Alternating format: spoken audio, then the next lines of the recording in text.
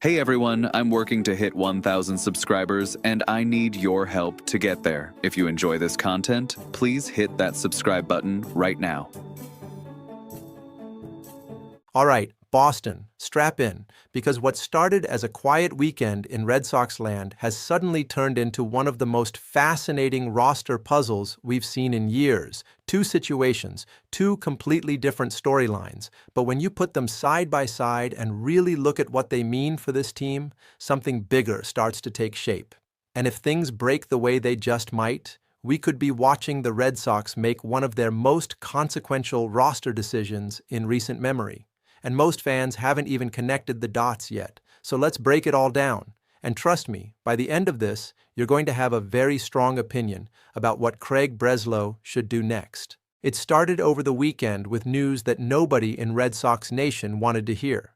Romy Gonzalez, the versatile, quietly essential utility infielder who gave this roster so much flexibility, is dealing with a shoulder injury serious enough to send him to Alabama to meet with Dr. James Andrews' successor, Dr. Dugas, one of the top orthopedic specialists in the country. And the moment you hear that a player is flying across the country for a specialist consultation, you already know this isn't a take some ibuprofen and be back in a week kind of situation.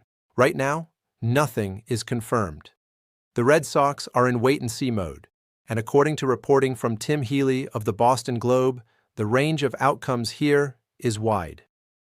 Best-case scenario, Gonzalez avoids surgery, does some rehab work, and comes back sometime in the first half of the season. Worst-case scenario, and this is the one that keeps front office people up at night, surgery is required, and suddenly you're looking at a potentially season-altering absence from a player who most casual fans probably underestimated anyway.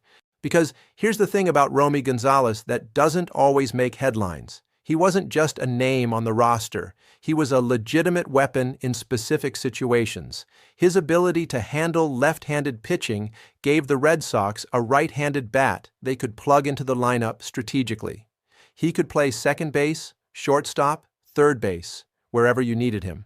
That kind of positional flexibility is worth more than people realize in a 162-game season where matchups matter and roster construction is everything. When you lose that, you don't just lose one player, you lose a tool. So now the question exploding through the Boston baseball world is simple and urgent. Who steps in? The most likely candidate right now is Andrew Monasterio.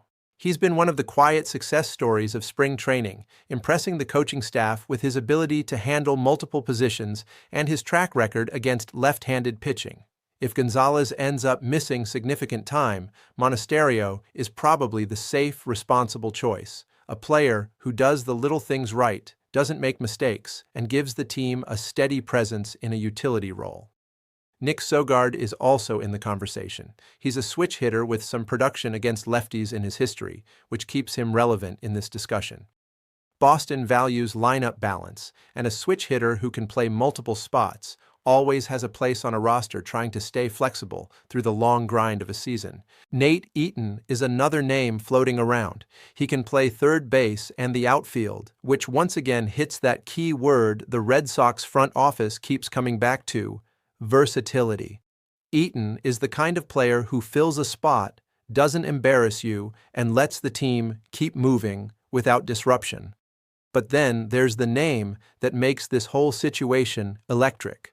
The name that turns a depth conversation into something that could define a young career and validate one of the biggest bets this front office has made in years. That name is Christian Campbell. Now, before we go any further, let's establish something important. Earlier in 2025, the Boston Red Sox handed Christian Campbell a $60 million contract extension while he was still technically a rookie. Read that back slowly. $60 million. To a player who hadn't even completed his first full season in the majors. Teams don't do that on a whim. Teams don't do that because a player looks good in batting practice. Teams do that because they have seen something in that player's bat, in his makeup, in his ceiling, that convinces an entire front office that the upside is generational level real. That is a franchise-altering bet, and the Red Sox made it with confidence. So why does Campbell matter here? because of an interesting wrinkle in how his spring training has gone. The Red Sox have been experimenting with moving Campbell to the outfield this spring, expanding his defensive profile, trying to make him a more complete player. Most of his development through the minor leagues was as an infielder, but Boston has been testing him in new territory. Here's where it gets fascinating. If Romy Gonzalez misses significant time, and if the Red Sox decide they need Campbell back in an infield utility role, they would essentially be reversing everything they've been building toward this spring. They'd be saying, "We know we've been developing you as an outfielder, but we need that bat in the infield right now." That's a complicated conversation. That's a roster decision with real consequences. But when Christian Campbell is locked in at the plate, the argument for putting that bat in the lineup, wherever it fits defensively, becomes very compelling. The potential is undeniable. The bat speed is real. The power is real.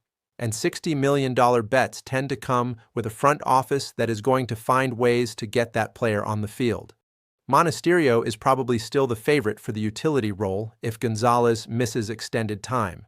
But if Campbell starts raking over the next few weeks and forces the issue, the Red Sox might just ride that momentum and figure out the defensive positioning as they go.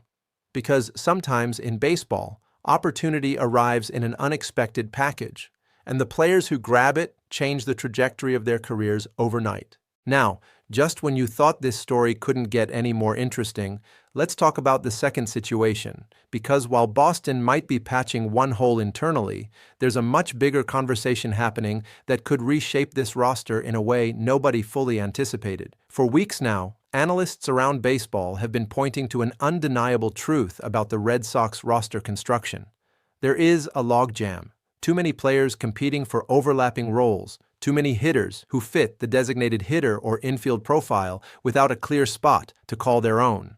And with opening day approaching fast, the pressure on Craig Breslow to make one final decisive move is building. Enter the blockbuster trade idea that has the baseball world buzzing.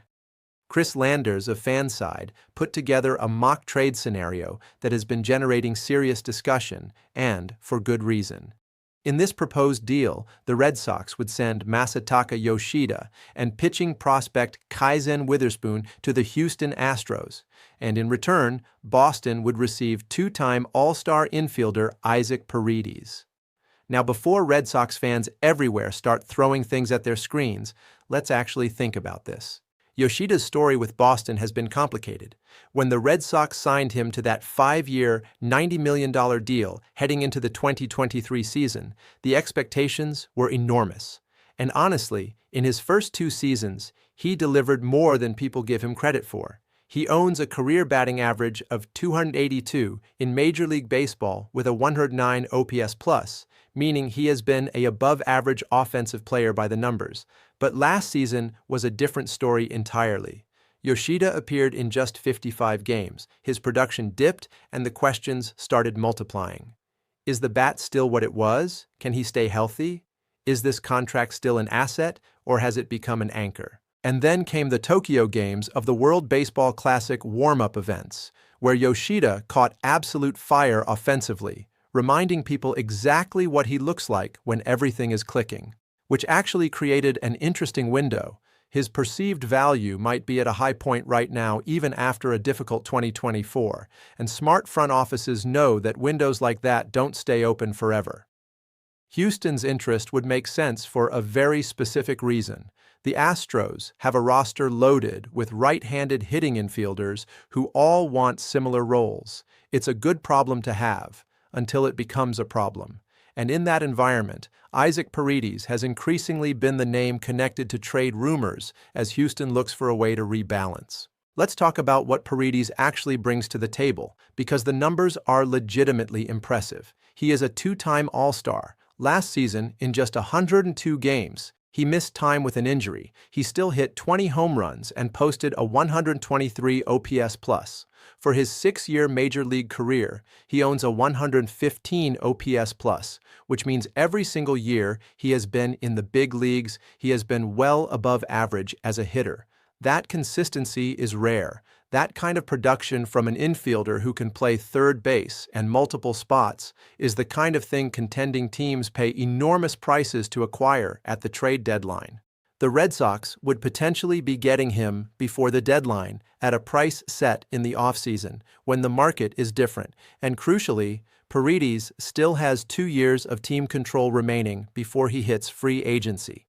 You are not just buying a hot bat for 4 months. You are adding an all-star caliber hitter to your lineup for multiple seasons at a cost the team controls. That is exactly the kind of move that builds long-term contenders. There is one more small but interesting factor worth mentioning on Houston's side. Their starting shortstop, Jeremy Pena, is currently dealing with a fractured finger. The expectation is that he'll be back relatively soon, but in the short term, the Astros need infield depth, and once Pena returns, their roster picture gets complicated again. That kind of short-term noise can sometimes accelerate decisions about players who were already on the trade block in conversation. Now, to be completely fair and honest with you, this is still a mock trade scenario, a prediction, a blueprint. There is no reporting that says the Red Sox and Astros are sitting across from each other hammering out the details of this exact deal.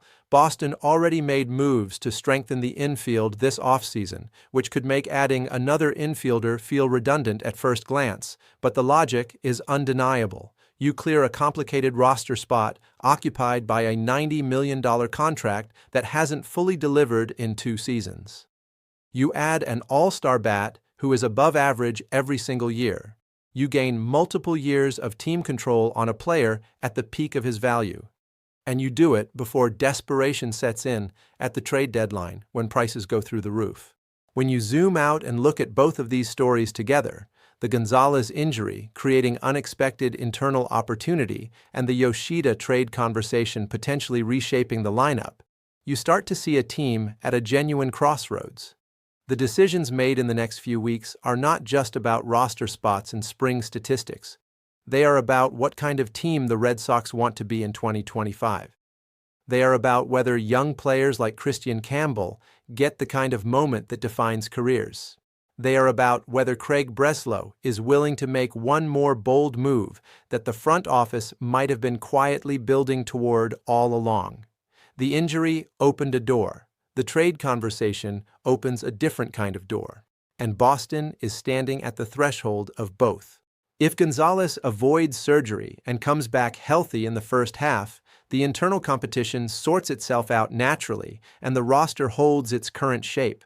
But if surgery is required and Gonzalez is gone for months, somebody has to step into that void. And if at the same time Breslow decides that the Yoshida situation is ready to be resolved and the return is an all-star bat who immediately upgrades the lineup, you are looking at a Red Sox team that looks meaningfully different than the one that reported to Fort Myers. Baseball is a sport of moments. Players who seize unexpected opportunities become legends in the cities that love them. Trades that look risky in March look like genius in October. And right now, Boston is sitting right in the middle of one of those moments where the story is still being written. So here is what we want to know from you. If Romy Gonzalez misses significant time, do you give Campbell the opportunity and bet on that $60 million talent showing up? Or do you go with the safe, steady option in Andrew Monasterio and protect the roster from unnecessary risk? And on the bigger question, if the Houston Astros genuinely offered Isaac Paredes for Masataka Yoshida, do you pull the trigger on that deal? Or do you stay loyal to a player who showed flashes of brilliance just weeks ago in Tokyo? Drop your answers in the comments section right now. Seriously, this is exactly the kind of debate that Red Sox fans have been built for, and we want to hear every single take. The hot ones, the cold ones, the ones that make everyone argue. And if this breakdown gave you something to think about, if this is the kind of honest, detailed Red Sox coverage you've been looking for, then do us a favor and hit that like button. Subscribe to the channel. Red Sox Today is a brand new channel, and we are pushing hard for our first 2,000 subscribers. Every single subscribe matters. Every 10 tells the algorithm that Red Sox fans want real conversations about this team, not just highlights and hot takes. Be part of the community that covers this team the right way.